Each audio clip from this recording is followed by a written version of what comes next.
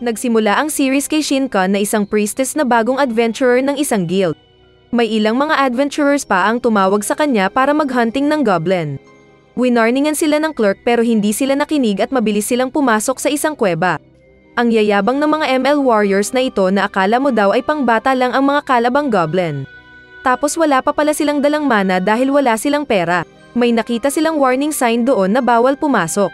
At hindi nagtagal ay nagpakita ang mga goblins. Nakapatay ang kasama nilang wizard ng isa. Pero inagaw ang staff niya at dinagana ng marami sa kasinaksak sa bilbil. Dumating ang knight na nais tumulong pero dahil sa haba ng espada niya ay nataman ang bato at nabitiwan ang armas. Kaya siya pinag-isahan at pinagsasaksak hanggang maketchup. Umasta namang lumaban ang isang karate girl. Ngunit malaki daw ang puwet nito sabi ng mga goblins, kaya hinuli siya ng isang higanti at hinampas-hampas. Sa kakinuyog ng mga manyak na goblin, tinanggal lahat ng damit, at pumalakpak ng masarap na standing ovation. Tumakas si Ona at ng isa pang sugatan pero hinabol sila ng mga tiyanak. Saka hinuberen ang wizard, ngunit biglang may dumating na siga, at sinunog ang mukha ng unang goblin sa kabinato ng espada ang ulo ng isa pa. Hindi na daw nila maligtas ang wizard dahil nalaso na ito. Kaya pinatay na lang nila ito gamit ang kutsilyo para di na maghirap. Saka pinainom ni Goblin Slayer ng antidote ang babae. Sinabi ng malaking tao na hindi magaling pero hindi rin matalino ang mga goblin na ito. At may boss daw silang shaman na goblin. Pinatay ni Goblin Slayer ang scout at saka nagset ng trap. Saka inutusan ang babae na gamitin ang kapangyarihang ilaw. Sinabayan ng bida ang ilaw at pinatay muna ang shaman na boss nila bago sila umatras. Muling gumamit ng ilaw si priestess kaya nasilaw ang malaking goblin na natamba at pinatay din. Binuhusan nila ito ng gasolina at sinunog ang iba pa. At nang inatake sila sa likod ng iba pa ay pinagpipit-pit din ito ng bida. Kalaunan ay nakita nila ang babae na napuno ng malapot dulot ng sarap na agad nilapitan ni priestess. Kunwari naman patay ang shaman pero alam ng bida kaya tinaga din ito. Binuksan nila ang isang pinto at pinagpapatay ang mga batang sakit ng ulo. Dahil paglaki ng mga ito ay magiging rapist lang sila. Marami daw mga rookie adventurers na ni-rape ng mga goblin na nato-trauma. Ipinakita naman ng isang batang si Musume. Kinuha siya ng isang lalaki at inalagaan hanggang maging dalaga. At araw-araw nitong nakikita si Goblin Slayer na nagro-ronda sa bayan nila para malaman kung may umaaligid na mga goblins. Kumain sila at sinabi ng bida na maraming mga goblin daw ang nasa paligid. Sa daan ay sinabi ng bida na sa pagdami ng mga goblin ay masama itong balita. Sa guild ay nakita ng ilang mga adventurers ang bida. At minamaliit nila ito dahil sa mabahong amoy at low-class na armor. Ngunit walang pakialam ang bida sa ibang mga quest dahil mga goblin lang ang nais niyang misyon. Dahil may misyon para maghunting ng goblin ay nagsama sina Shinkan at Goblin Slayer. At unang beses na nakita ni Musume si Shinkan. Nagkwento si Goblin Slayer nang nakaraan nito na inatake bigla ng mga goblin ang bayan nila at pinagpapatay ang lahat. Maging ang ate niya ay ginahasan na kitang-kita niya. Kaya paglaki niya ay naging goblin ang pinaka-target nitong patayin. Parang simple lang daw ang goblin at mahina, pero ang totoo ay malaking problema ito kapag oras na dumami. Para daw silang politician na ninanakaw kahit anong magustuhan. Saka kapag naging expert na sila ay nagiging problema ito ng tao. Sa kinaroroonan ng mga adventurers ay pinatay nila ang mga goblin na nang atake sa isang kaharian. Naaawa daw ang babae dahil nagagamit niya ang power sa pagpatay sa ibang mga nilalang. Pero mga tae ang mga goblin kaya dapat silang ubusin. At good job Goblin Slayer. Kada matatapos ni Goblin Slayer ang misyon ay bumabalik siya kina Musume at kumakain silang sabay. Isang araw ay may dumating na elf at dwarf at lizard man sa guild at nagtanong kung nasaan si Beard Cutter o Orcbold. Pero hindi alam ng front desk. Pero nang sinabi ng lizard man ang pangalan niyang Goblin Slayer ay saktong pumasok ang mga bida na kagagaling sa misyon para kunin ang premyo. Dahil tungkol sa goblin ang nais ipatrabaho ng mga dumating ay sumama si Goblin Slayer para kausapin sila. Pag-alis ng bida ay nilapitan ng ilang guild adventurers si Shintan at kinausap siya ng isang witch na bubita. Sinabihan siya nito na maganda naman ang maghunting ng goblin, pero mayroon ding ibang mga halimaw na pwedeng mahunting. Sinabi ng dwarf, high elf at lizard man na kailangan nila ang tulong ng bida. Sinabi nilang nagising daw ang Demon King at nag-iipon ng puwersa para sakupin ang mundo. Hindi interesado ang bida kahit paanong sabihin ng mga kakaibang lahi. Pero nang sinabi nilang dahil sa paggising ng Demon King ay dumarami din ang infestation ng mga goblin. Dahil may goblin ay pumayag ang bida at nagtanong ng mga detalye. Saka agad itong lumabas para hanapin ang mga goblin. Sinalubong siya ni Shintan at pinilit na sumama kahit ayaw sana ng lalaki. Sumama din ang elf, reptilian at dwarf sa kanilang misyon at kumain sila ng inihaw. Saka sila nagkwentuhan ng dahilan kung bakit sila naging adventurer. Nagtikiman din sila ng pagkain at inumin. Nais sanang tignan ng nolising ng elf ang mukha ng bida pero hindi niya tinatanggal ang helmet para safe daw kapag may ambush. Nag-share din ang bida ng cheese na gawa nila. Napatanong sila kung paano nagkaroon ng mga goblin. At sinabi ng bida ang narinig nitong kwento na nagmula daw sila sa buwan. Dahil wala daw maganda sa buwan ay nainggit ang mga goblin sa tao kaya dumating sila ng mundo. Kinabukasan ay unang nagpalipad ng palaso ang elf at 3 target ang namatay sa isang tirada. Bago sila pumasok sa kuweba ng mga goblin ay kumuha si Slayer ng karne ng goblin at pinahid sa mga kasama para hindi sila maamoy ng mga kalaban. Sa paggalugad nila sa loob ay nakakita sila ng isang elf na nakatali. Ginawa itong change oil station ng mga manyak na pandak. Akala ng mga kasama kung papatayin ng bida ang babae. Pero ang goblin pala na nakatago sa puwet ng babae ang tinaga nito sa ulo. Saka nagpalabas ng malnourished na lizardman si Lizardman at binuhat ang babae para dalhin sa ligtas na lugar. Dahil sa nakita ng elf ay nanghina ito at hindi makapag-isip ng matino. Dahil naiisip nito ang maraming pipino na puwersahang pinakain sa kasamahang elf. Sinabi niyang malapit lang ang tahanan nila sa lugar na iyon. Kaya agad na tumayo ang bida para pangunahan ang paghunting sa mga tiyanak. Sinabi ng dwarf na mortal enemy din nila ang mga goblins, kaya muling lumakas ang loob ng high elf. Nakita nila ang maraming natutulog na goblin kaya mabilis na nagcast ng spell ang dwarf at priestess kaya nakatulog pang lalo ang mga goblin. Saka sila pinuntahan ng elf, lizardman at goblin slayer at pinagpapatay ang mga ito. Nayayaki ang elf kaya napatanong siya kung ito ba ang trabaho ng bida araw-araw. Maya-maya ay biglang lumindol at lumabas sa pinto ang malaking ogre. Nagulat ang iba pero sinabi ng bida na hindi daw niya alam kung anong nilalang ito. Sinabi ng ogre na isa daw siya sa ginawang general ng Demon King. At para ipakita ang lakas ay inatake sila gamit ng napakalaking fireball. Mabilis namang nag-chant si Shinkan ng protection spell kaya nagawa nilang makaligtas. Pero nawalan ito ng lakas na bumagsak. Mabilis na pinana ng elf ang mata ng ogre at nagbato ng magic stone ng dwarf. Nagsummon ng lizardman ng lizard skeleton at magkasama silang umatake kasunod si Slayer. Pero nahampas si Slayer at naitama sa pader kaya ito nanghina. Habang nilalabanan ng iba ang malaking ogre ay binigyan ni Shinkan ng healing potion at mana ang bida. Sakto namang natalo ang mga kasama nila na naitapon. Kinuha ng bida ang sling bag saka walang takot itong naglakad sa harap ng higanti. Muling nagpalabas ng malaking apoy ang higanti para patayin si Slayer. Pero may inilabas na scroll ang bida saka biglang naputol-putol ang katawan ng ogre general. Gamit ang Seagate scroll ay ginamit ng bida ang pressure na nagmumula sa ilalim ng dagat para gawing karne ang mayabang na ogre. Saka tinapakan ng bida ang ogre at sinaksak ito sa ulo. Dumating naman si Legolas dahil natanggap nila ang sulat at ang babaeng elf na na-rape, pero too late to be a hero sila. Habang pauwi ay sinabi ng elf na akala niya kung masaya daw ang adventure. Pero iba ang nangyari sa kanila, kaya balak niyang isang araw ay dalhin si Slayer sa mapapawaw na adventure. Parang masarap yun isang nagbibinata at nagdadalaga ang nagpunta ng isang kuweba at doon ay kinalaban ang mga higanteng daga. Nakapatay sila ng tig-isa.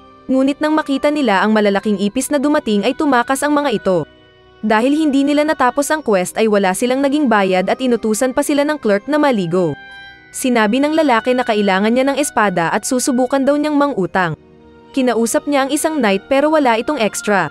Kaya kinuha ng witch ang dildo ay este kandila sa kanyang bulsa na cocomelon. Dami palang gamit noon. Sinabi niyang isa itong mahiwagang kandila na nakakatulong sa paghahanap ng nawawalang gamit. Pinuntahan naman ng mga adventurers ang bida para lang pala humingi ng keso ang lizardman. Saka pa simple siyang tinawag ng high elf sa misyon nila pero hindi ito interesado. Na-promote naman si Shinkan sa rankangs nito dahil sa pagpatay nila sa ogre. At nagpasalamat ito sa bida. Sinabihan ng clerk ang binata at dalaga na magtanong kay Goblin Slayer ng advice kung paano pumatay ng daga.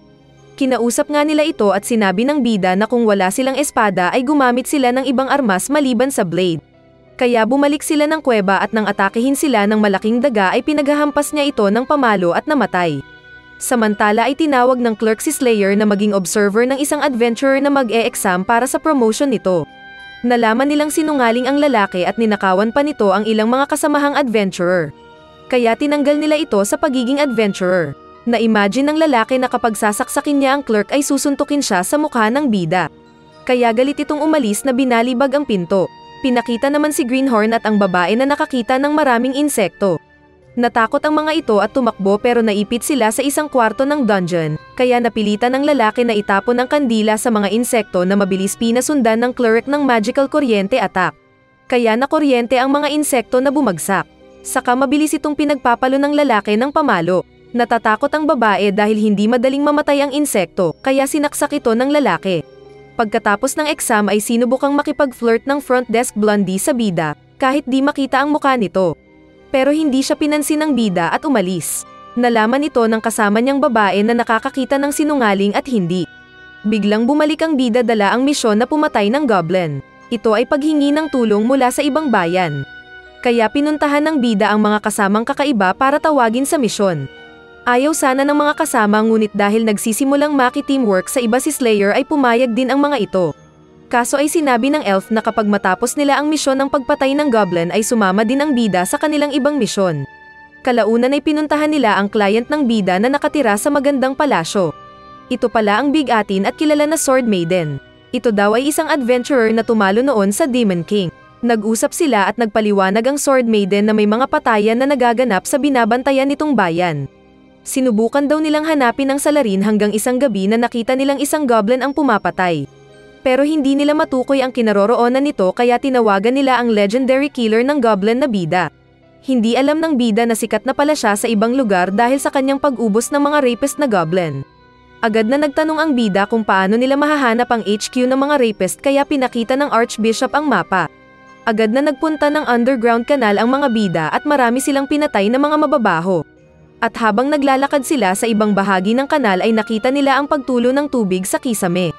Agad nilang pinalitan ang sulo ng lampara. Saka nakaramdam ng panganib ang elf at ang bida kaya sila naghanda. Di nga nagtagal ay lumabas ang mga Viking goblins na anak ni Odin. Mabilis silang pinaulanan ng palaso pero sinangga ito ni Shinkan. Tinusok ng bida ang boss goblin. Saka inutusan ng duwende na gumawa ng butas sa ilalim ng lupa para mawala ang tubig. Binigyan ng lizardman ang bida ng armas. Nang masira ang kanilang barrier ay agad na tinapon ng bida ang granadang paminta kaya nasaktan ang mga goblin. Saka mabilis tumalo ng lizardman at slayer sa barko para patayin ang mga goblin. Dahil may armor ang mga ito ay hinulag nila sila sa tubig. Naging support naman ng elf gamit ang palaso habang depensa nila ang priestess. Ginamit ng duwende ang spell nito sabay tawag sa mga bida na umalis ng barko. Gumawa ito ng malaking bato na nahulog sa barko, kaya nalunod lahat ng mga Viking goblins. Akala nila kung tapos na ang laban, pero biglang lumabas si Lolong na kinain ng isang goblin. Kaya napatakbo ang mga bida. Inakala nila kung kamag-anak ni Lizardman ang buwaya para kausapin niya, pero sinabing niyang wala siyang kamag-anak na buwaya na kumakain ng walang helmet na goblin. Binuhat ni Slayer ang priestess para hindi daw mawalan ng malay at magang rape. May naghihintay sa kanila na mas maraming pirata na rapist. Patawa-tawa ang mga ito nang makita ang ilaw. Pero nagulat sila nang bumulaga si Lolong sa harap nila at naging itbulaga nga ang mga supot na goblin. Bigyan ng jacket yan. Pakana pala ito ng bida na ilagay sa buntot ng buwaya ang ilaw para malinlang ang mga goblin at lapitan ito kaya sila namatay. Habang paalis sila ay sinabi ng bida na may nagturo sa mga goblin kung paano gumamit ng bangka. At hindi rin sila dumami sa tunnel na iyon dahil wala silang alam na naroon pala si Lolong. Kalaunan habang naliligo si Shinkan ay sinamahan siya ng Sword Maiden at nagpalakihan sila ng Cocomelon. At nakita ni Shinkan na maraming scar ang maiden sa likod kaya naisip niyang swerte ng mga goblins na nakahuli sa kanya. Bumili ng canary birdie ang mga bida dahil sensitive ang mga ito sa mga poison gas. Magagamit nila ito sa kanilang misyon. Hindi matanggal sa isip ni Shinkan ang sinabi ng maiden na isang araw ay iiwanan siya ni Slayer. Nagpunta sila ng isang dating inuman ng mga lasinggo na adventurers. At doon ay nakakita sila ng isang babaeng ginawang basurahan ng malapot hanggang maging bungo. Saka biglang nagsara ang pinto at nagpalabas ng poison gas ang mga kalaban. Dahil dito ay naglabas ang bida ng tela at binasa ito para hindi sila agad malason. Saka binigyan ng super glue ang duwende para tapalan ang pinagmumulan ng lason. Mabilis din nilang nilagyan ng mabigat na balakid ang pinto. Hindi nagtagal ay narinig nila ang pagkalampag ng pinto at puwersahang pumasok ang mga goblins. Dahil sa protection spell ng mga bida ay hindi makalapit ang mga goblin at malaya nila itong pinapana. May dumating na goblin champion kaya lumabas ng barrier ang bida at harapang nilabanan ang mga kalaban. Inatake siya ng goblin champion kaya naitapon ang bida at muling nagregla ang bunganga. Dahil sa takot ay nanghina ang priestess kaya nasira ang barrier. Nakapasok ang mga rapist at kaagad na hinuli ang High Elf at sinimulang manyakin. Napaihi si Shinkan nang lapitan siya ng Goblin Champion, pinulot sa kakinagat kaya parang na-rape ang babae. Puwersahang pinapasakang na rin ang elf. Laspag ang mga kuweba dyan. Naalala ng bida ang nangyari sa kapatid nitong babae, kaya pinilit niyang tumayo at pinatay ang isang goblin. Saka kinuha ang buhok ng namatay na elf at ginamit ito pang sakal sa higanting kalaban. Nagwala ang kalaban at napitpit ang ilang kasamahan. Nagawang makalaban ulit ng mga kasama at naligtas ang elf. Sorry guys, sinuntok ni Slayer ang mata ng manyak na higanti at pinatay ito. Kaya natakot ang iba pa na nilapitan ng bida at nagsitakbo. Naging ayos naman ang priestess ngunit nang hina ang bida na natamba. At natapos ang series. Ngunit kung like mo ang ating video ay tuloy lang natin. Naalala ng bida noong bata pa siya. Sinanay din pala siya ng isang ermitanyong goblin at kapag nagkamali siya ng sagot ay tigok siya. Nagising ang bida sa tabi ng hubad na priestess. Saka dumating ang sword maid na pinakitang mas malaki ang pakwan niya. Sinabi nitong nag-resurrect daw ang bida dahil sa nakatabi sa pagtulog ang isang virgin. Di nga. Saka naikwento ng sword maid ang karanasan nito noong nahuli daw siya ng maraming goblins at nilantakan lahat ng butas. Kaya daw takot siya sa mga goblin. At nais niyang magpatulong sa bida na makalimutan ang masamang karanasan sa pamamagitan ng isa pang mabuting karanasan. Nax, nagising din si Shinkan at pakunwari pa daw na nahihiya. Huwag ka nga, dumating ang iba at sinabi nilang hindi daw sila kumain sa kahihintay na magising ang dalawa. Saka sila kumain. Kalaunan ay nagpunta ang dalawang sugatan sa blacksmith at nagpa-repair ng mga gamit nila pandigma. Binayaran ng malaki ng bida ang merchant para gawin agad ang order nila. Saka sila nag-date na kumain ng ice cream. Habang nag-uusap sila ay biglang dumating ang witch at ang madaldal na knight. Sinabi ng lalaki na hindi daw niya sinumbong ang bida sa babae nitong front desk ng guild. Dinala nila ang sako ng harina na pinadala ng pasimpleng babero. Muli silang nagpunta ng dungeon at nakita ang mata na kalaban ni Frodo, pero may pagka-Superman dahil naglalabas ng love sa mata. Unang inistorbo ito ng sexing elf, saka nag-chant ng spell ang duwende at napatulog ang mata. Pumasok naman si Slayer dala ang sako ng harina at tinapon sa ere para gawing pasabog. Gumawa ng dino buto si Lizardman na nagpunta sa harap. Nagcast ng protective spell si Shinkan samantalang pinana ng elf ang mata para magising. Nakita nito ang dino buto na kanyang sinunog kaya nagkaroon ng malakas na pagsabog. Namatay ang mata na nakadilat at sa likod nito ay pinakita ang isang salamin. Pero isa pala itong portal para magpunta sa mundo ng mga goblin. Dahil sa pagsabog ay narinig nila ang pagdating ng armada ng mas maraming rapist. Natatakot ang mga kasama ng bida na nagtanong kung ano ang gagawin nila. Naalala ng bida ang training niya noong bata at sinabing maliit na bagay. Gumawa sila ng mga harang at inutusan ng bida ang elf na gamitin ang pana at patayin ang makakaya. Pagdating ng maraming manyak ay mabilis itong pinagpapana at tirador ng mga bida. At marami sa mga ito ang na-death sentence. May palaso na muntik matamaan ang elf at si Shinkan, pero mabilis itong niligtas ng dino buto ni Lizardman. Para matanggal ang malaking salamin pinto ay humingi ang Lizardman ng lakas sa ananito nito. Dumating ang malaking goblin kaya sumugod sa frontline si Slayer. Muntik siyang mapana ng isang rapist pero niligtas siya ng elf. Saka binigyan niya ito ng maraming palaso. Sinusuntok lang ng duwende ang mga mas maliit na goblin. Habang nagpapahabol ang bida sa Goblin Champion ay inutusan niya ang duwende na gumawa ng spell na sirain ang buong tunnel.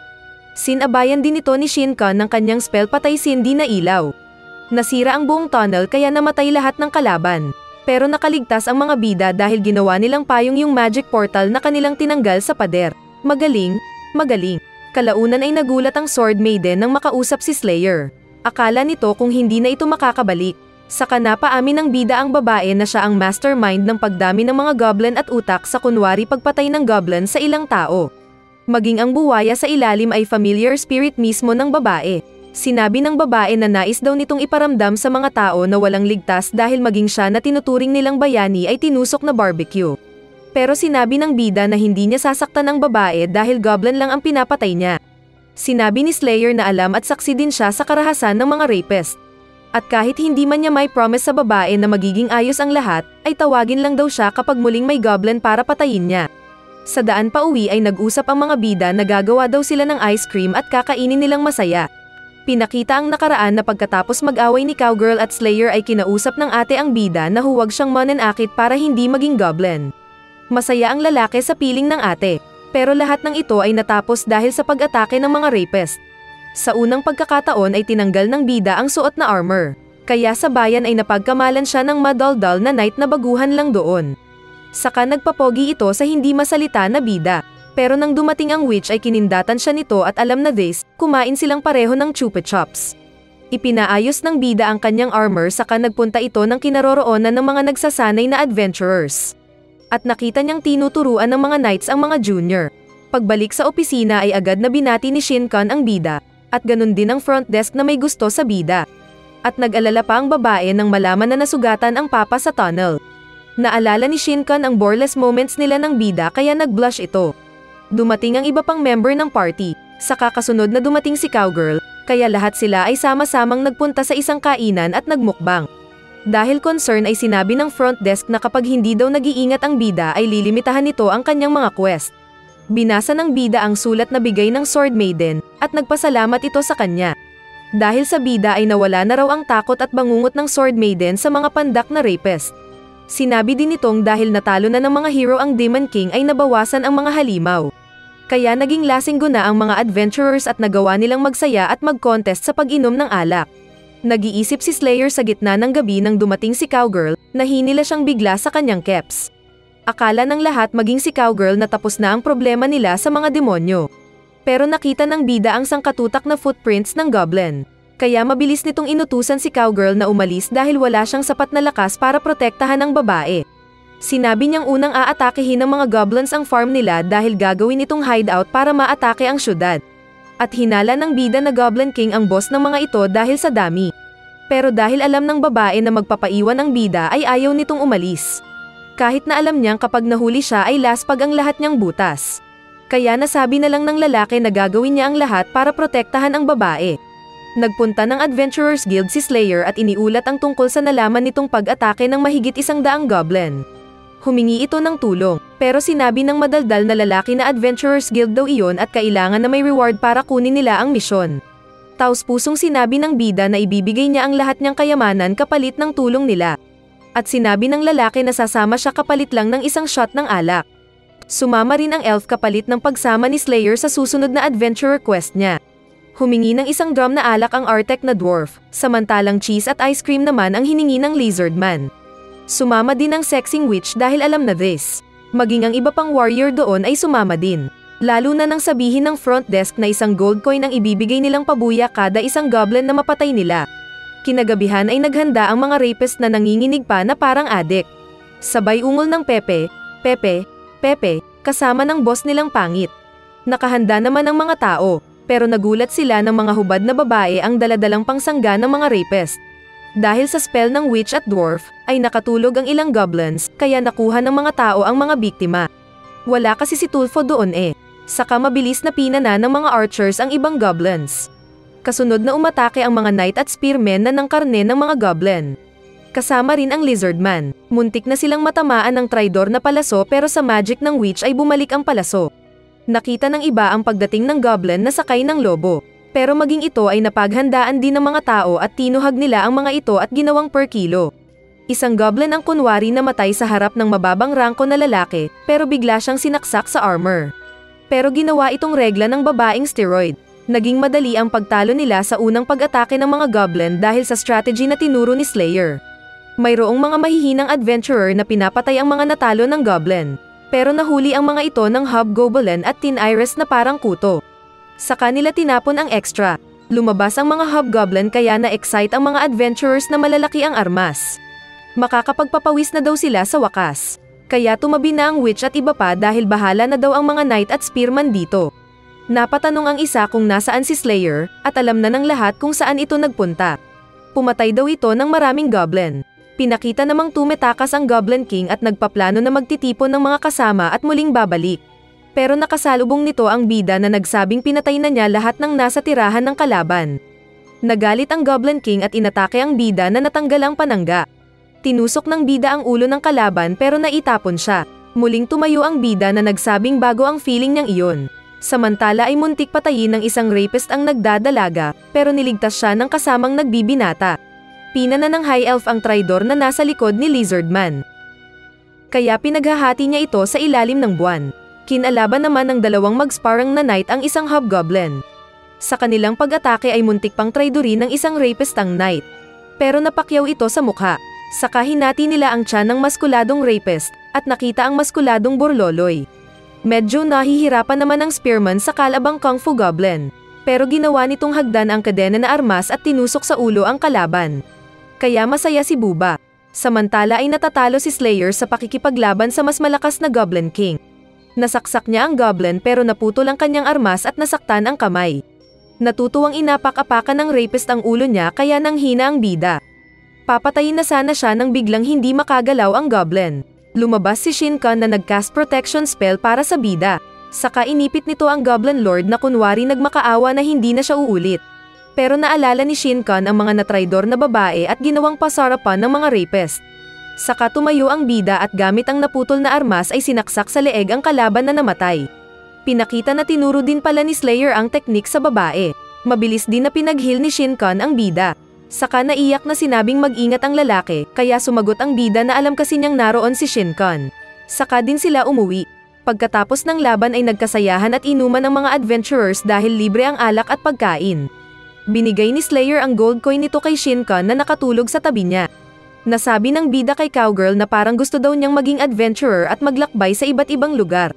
Kalaunan pa ay nag-usap sina Shinkan at Slayer. Nagtanong ang babae kung bakit hindi agad nag-post ng reward ang bida bago humingi ng tulong.